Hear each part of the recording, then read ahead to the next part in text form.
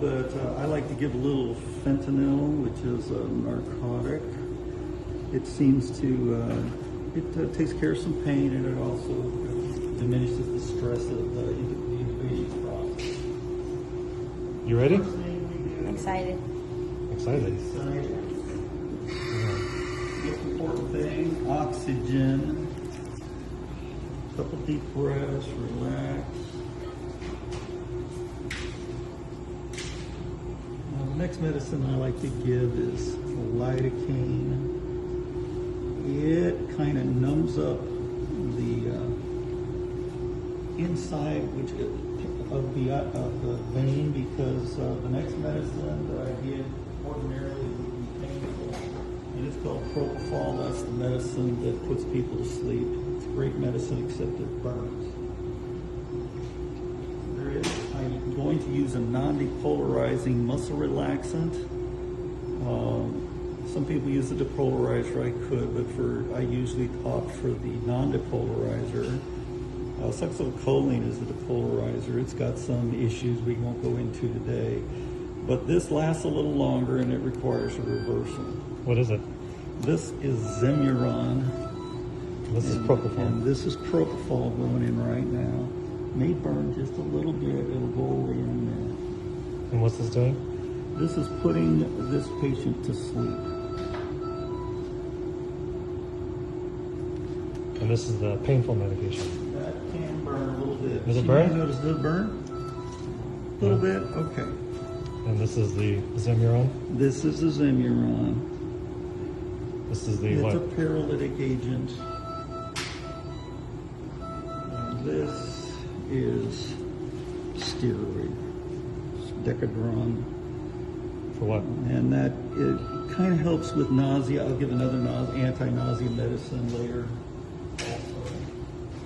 But that helps with that. Plus, it, with the intubation process, it helps take care of. She's already asleep, huh? She's already asleep. Yeah. I will oftentimes just check by brushing my finger over the eyelid to see if she has a response. What are you doing? You see, she does not. What are you doing right there? I'm ventilating by just kind of, we call it bag ventilation.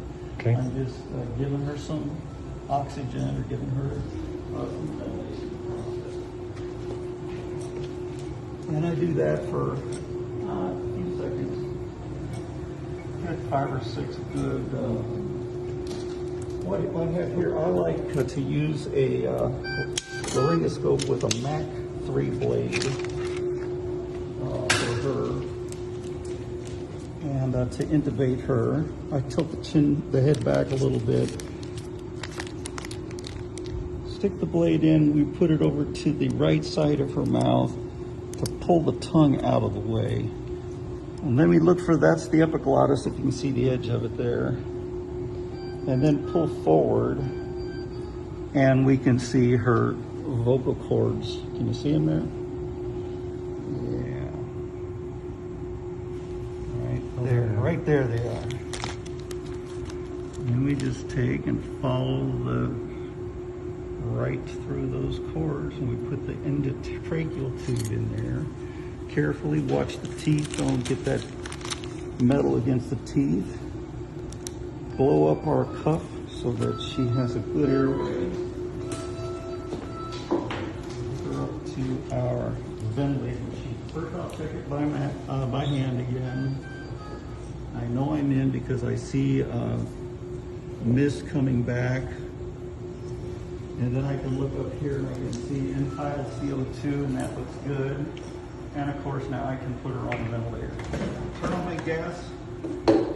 There's 2 main sleep gas. One of them is nitrous oxide that we use here, and sevoflurane. It's the only other sleep gas that we have here. Okay, now. Perfect. This got too deep for some reason. Let me just pull it out a little bit. What's the problem if you go too deep? Well, we wind up, if you go too deep, you're going to wind up in usually it's called into the right main stem bronchus. So you'll only be ventilating one side of her lungs. You'll be ventilating the right side and leaving the left side alone. That gets to be a real problem because there's a huge shunt going